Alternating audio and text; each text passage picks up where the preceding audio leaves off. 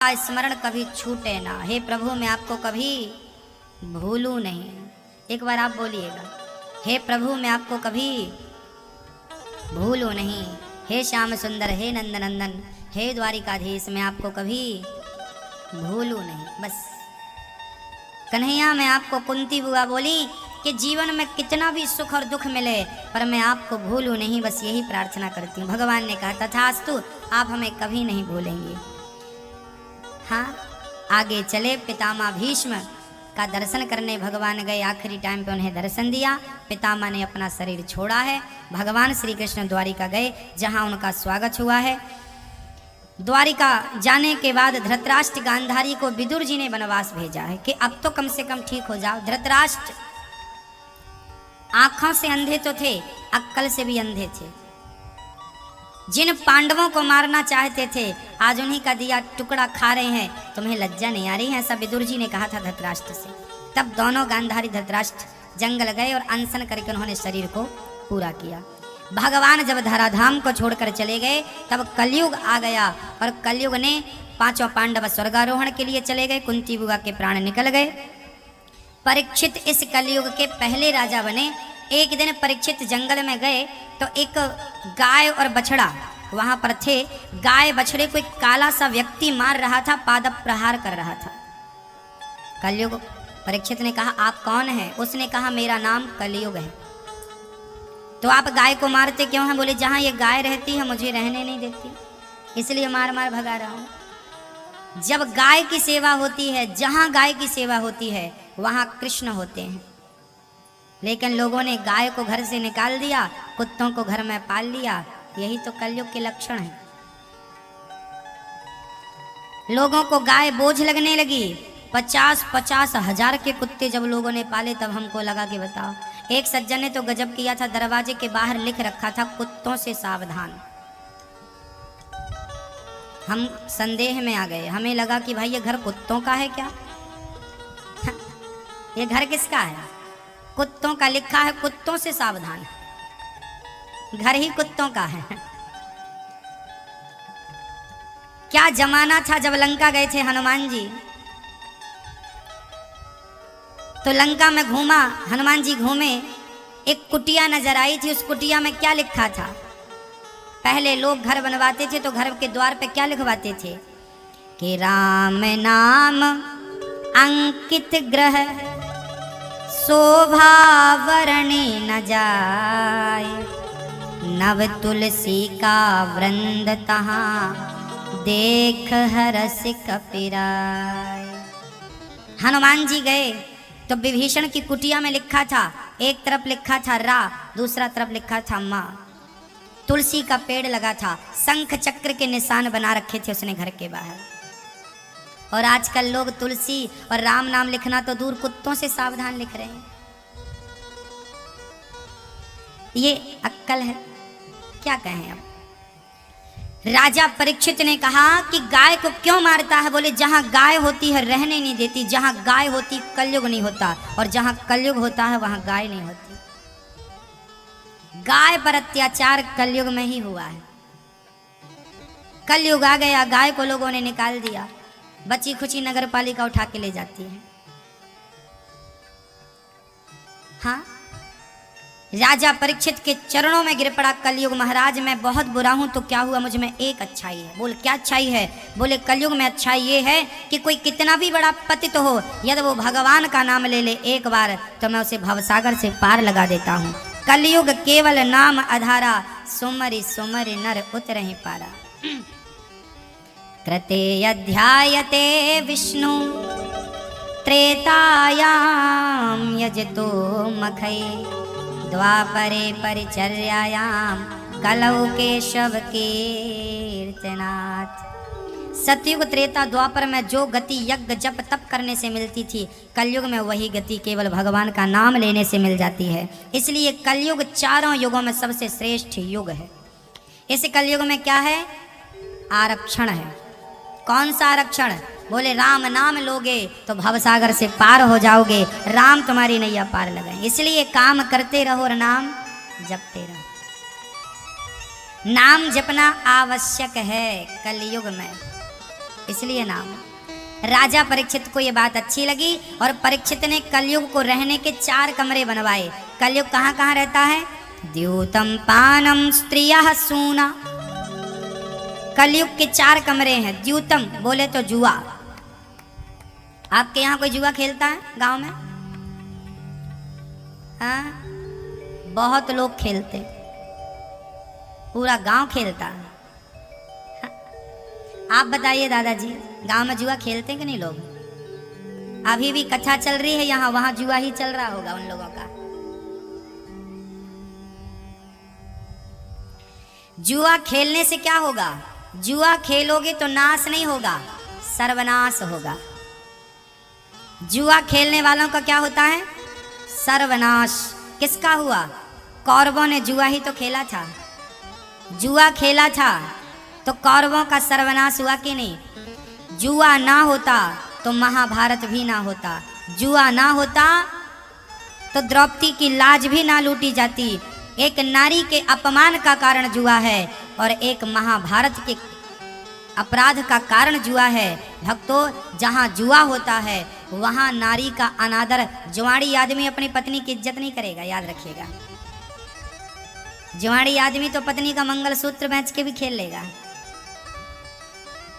नारी का अपमान वर्षों से हुआ आया है जुआड़ियों के कारण। एक द्रौपदी इसका सबूत है। जुआ खेलोगे तो सर्वनाश होगा। कैसे? जैसे कौरवों का सर्वनाश होगा। द्यूतम पानम, कलयुग का दूसरा ठिकाना है पानम। अच्छा, जुआ कौन खेलता सबसे ज्यादा? बूढ़े बूढ़े, एक्सपायरी डेट वाले। और किसी काम के नहीं, जुआ खेलो। एक दादाजी जुआ खेल रहे थे। हमने कहा दादाजी क्या कर रहे हो? बोले महाराज जी टाइम पास कर रहे हैं। हमने कहा टाइम पास इस उम्र में? बोले क्या करें, टाइम नहीं पास होता। हमने कहा अब आप क्या टाइम पास करोगे? अब तो टाइम खुद आपको पास करने वाला है। अब राम राम जप लो, कल्याण होगा। ये टाइम पास मत करो। हाँ, राम नाम जपोगे तो कल्याण होगा। जुआ खेलने से क्या होगा? अच्छा, आप जितने पुरुष यहाँ बैठे हैं बताइए, क्या आप चाहते हैं कि आपका बेटा जुआ खेले? चाहते हैं? नहीं ना। यदि आप नहीं चाहते कि मेरे बच्चे जुआ खेलें, मेरे बच्चे जुआड़ी बने, तो आपको भी जुआ नहीं खेलना चाहिए, क्योंकि ये बीमारी आप से ही बच्चों में जाती है। कलयुग का दूसरा ठिकाना है शराब पानम। शराब पीते हैं आपके गांव में कि नहीं? बहुत ज़्यादा। हमारी माताएं बहुत परेशान हैं शराबियों से। पीते हैं आप लोग? पीते कि नहीं?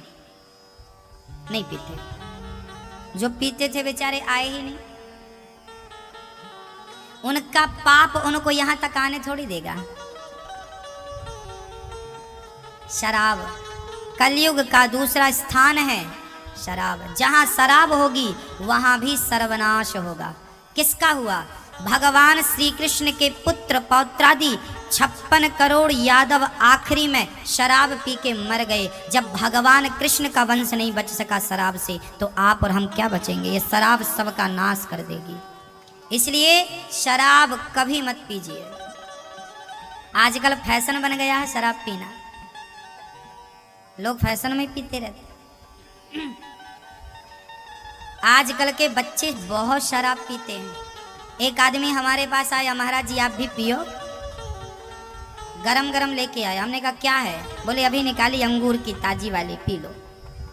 हमने कहा भाई पहले ये बता कि तेरी ये शराब हम पियेंगे तो क्या होगा? उसने कहा मस्ती चढ़ेगी। अच्छा, हमने कहा कितने घंटे चढ़ेगी ये? बोले हमारी वाली 12 घंटे मस्ती चढ़ती और उतारी नहीं उतरती 12 घंटे। हमने कहा तेरी वाली 12 घंटे में उतर जाती है, पर हमारे पास एक ऐसा प्याला है कि एक बार पी लो ना तो ये पूरा जीवन भर नहीं उतरती और 7 जन्म तक चढ़ी रहती है। बोले कौन सी वाली है, कहाँ बनती है? हमने कहा जाम पर जाम पीने से क्या फायदा, रात बीती उतर जाएगी। हरिनाम का जाम पी ले बंदे, तेरी जिंदगी सुधर जाएगी। पीना ही है तो राम नाम का प्याला पी लो, कृष्ण नाम का प्याला पी लो। ये जो पी रहे हो ये बर्बाद कर देगी, ये ले जाकर गिराएगी तो नाली में जाकर गिराएगी। और प्रेम का और भक्ति का प्याला पी लोगे तो गोविंद के चरणों में गिराएगी और भवसागर से पार लगा देगी। पीते आप भी हो, पीता मैं भी हूँ। फर्क इतना है कि आप शराब का प्याला पीते हो, हम राम नाम का प्याला पीते हैं। आप वो पीते हो जिसको पीने के बाद शराबी चलता है ना तो झूम बराबर झूम शराब बराबर, भांगड़ा डिस्को दोनों एक साथ करता है, हाँ, गरबा भी करने लगता है और झूमता झूमता किसी गंदी नाली में गिर जाता है। एक शराबी थे आपके गांव के, वो बड़ी पीकर जब निकले तो संतुलन बिगड़ा, धड़ाम से नाले में गिरे। नाले में एक सुअर भाई साहब पड़े थे। उन्होंने देखा भाई कौन है, शराबी ने कहा हम हैं हम। गर्मी का मौसम था, नाले का पानी ठंडा था, शराबी को लग रहा था गंगा जी मिल गई, आनंद ले रहा था। सुअर ने उठाया मुंह और उसके मुंह को चाटते हुए बोला, हे विधाता, सुना था गलती इंसान से होती है, तुझसे गलती कैसे हो गई? उस सुअर ने कहा, भगवान ने कहा मेरे से क्या गलती हो गई? सुअर ने कहा कि जिसे इंसान बनाना चाहिए था उसे तूने सुअर बना दिया है, और जिसे सुअर बनाना चाहिए था उसे तूने इंसान क्यों बना दिया विधाता? इतनी बड़ी गलती तेरे से कैसे हो गई? तब भगवान ने कहा कि गलती नहीं है, इन्होंने अच्छा कर्म किया था इसलिए इन्हें मनुष्य बनाया था, लेकिन इस जन्म में उसने इनका दुरुपयोग किया है। अगले जन्म में निश्चित ही ये वही बनेंगे जो तू चाह रहा, और तेरी बुद्धि सुधर गई तो तुझे मौका दिया जाए। भक्तों, शराब सत्यानाश करती है। शराबी ना पत्नी का सम्मान कर सकता, ना माँ का सम्मान कर सकता, ना बच्चों को। आपने देख लो, पूरे भारत पे एक दृष्टि डाल लो, शराब पीने वाला कभी सुखी नहीं रहा।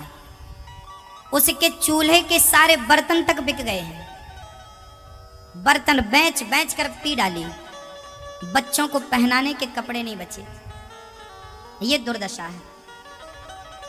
इसलिए अपनी संतान को संस्कार दीजिएगा ताकि वो शराब की लत ना लगाए, नहीं तो सर्वनाश निश्चित।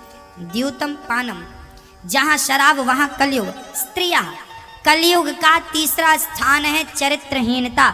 जहां चरित्रहीन लोग होंगे वहां कलयुग होगा। रावण चरित्र से गिर गया, पराई नारी को ले आया, सर्वनाश हुआ कि नहीं? यदि पराई नारी पर दृष्टि डाला जाए, पराये पुरुष पर दृष्टि डाली जाए, जहां स्त्री और पुरुष चरित्र से गिरता है वहीं कलयुग बुद्धि में बैठकर भ्रष्ट कर देता है और वो सर्वनाश का कारण बन जाता है। इसलिए पराई स्त्री और पराये पुरुष से भी बचना चाहिए, अर्थात हमें चरित्रवान बनना चाहिए। स्त्रियां, कलयुग का तीसरा ठिकाना स्त्री है। कौन सी स्त्री? चरित्र से गिरी हुई स्त्री। चरित्र से गिरा हुआ पुरुष कलयुग का घर होता है। सूना, कलयुग का चौथा स्थान होता है मांस। आप लोग मांस खाते हैं? अंडा, अंडा कौन कौन खाता आप में से? हाथ उठाओ। अंडा खाने वाला कोई नहीं खाता, अच्छी बात। आप खाते हैं अंडा? आप खाते हो? नहीं। अंडा, मुर्गी, मछली, बकरा, बकरी, क्या क्या सब तो खा जाते हैं लोग। आजकल तो बच्चे भी खाते हैं अंडे, और लोगों को ये गलतफहमी हो गई है। एक सज्जन बोले अंडा तो मांसाहारी है ही नहीं, तो शाकाहारी है। लोग ऐसे ऐसे बेवकूफ आपको मिल जाएंगे जमाने में, जो अंडे को ही शाकाहारी बताने पे जुटे हुए हैं। भाई अंडा यदि आप ना खाएं तो संडे से क्या निकलता है? मुर्गी का बच्चा निकलता ना, एक बच्चा निकलता है। अर्थात आप यदि अंडे को ना खाएं तो सिर्फ बच्चा निकलेगा, और आप खा लेते हैं तो बच्चा नहीं निकलता। अर्थात आप किसी बच्चे को खा रहे हैं, आप किसी के बच्चे को खा रहे हैं। भगवान न करे आपके बच्चे को ही खा जाए।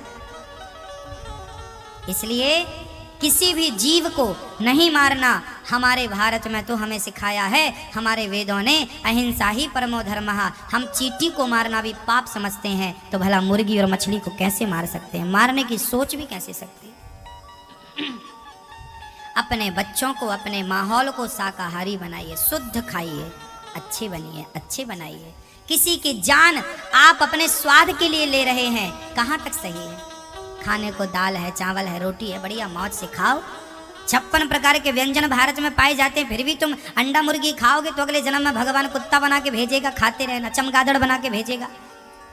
चमगादड़ एक ऐसा जीव है कि मूसी खाता है और मूसी मलमूत्र त्यागता है। सबसे निकृष्ट योनि मानी गई है चमगादड़ की, और मांस खाने वाले चमगादड़ ही बनेंगे। इनकी यही दुर्दशा है। इसलिए कभी मांस भक्षण मत करिए, अपने धर्म को मत बिगाड़िए, धर्म की रक्षा करिए। कलयुग के 4 कमरे हैं, द्यूतम, जुआ, शराब, चरित्रहीनता और मांस, ये 4 स्थान। परीक्षित बोले महाराज, कलयुग बोला आपके नगर में चारों ही नहीं है, हमें कोई बढ़िया सी जगह दो। तब राजा परीक्षित ने कलयुग के लिए बढ़िया सोना दे दिया, गोल्ड। राजा परीक्षित को गोल्ड निकल आया, तो राजा परीक्षित के सिर पे मुकुट था, परीक्षित के सिर पे कलयुग बैठ गया। सोने में कलयुग होता, किस सोने में? जो पाप का धन होता है उसमें कलयुग होता है, जो मेहनत, मजदूरी, ईमानदारी, खून पसीने का धन होता है उसमें कृष्ण का वास होता है, और जो 2 नंबर गलत धन होता है उसमें कलयुग का वास होता है। वो धन आपकी बुद्धि भ्रष्ट कर देता है। इसलिए मेहनत की रोटी कमाइए, मेहनत की रोटी खाइए। वो रोटी नमक के साथ खाओगे तो अच्छी लगेगी, और पाप का धन पनीर के साथ खाओगे तो फीका फीका लगेगा। पाप की रोटियां तुम पनीर के संग खाते हो ना, जो आदमी कहता है यार पनीर ठीक नहीं बना, समझ लेना ये पाप की रोटी खाने की आदत है इसकी, इसलिए पनीर सुहाता नहीं है इसको। मेहनत की रोटी हो ना तो बासी रोटी नमक के साथ स्वाद देती है, बस वो रोटी मेहनत की होनी चाहिए।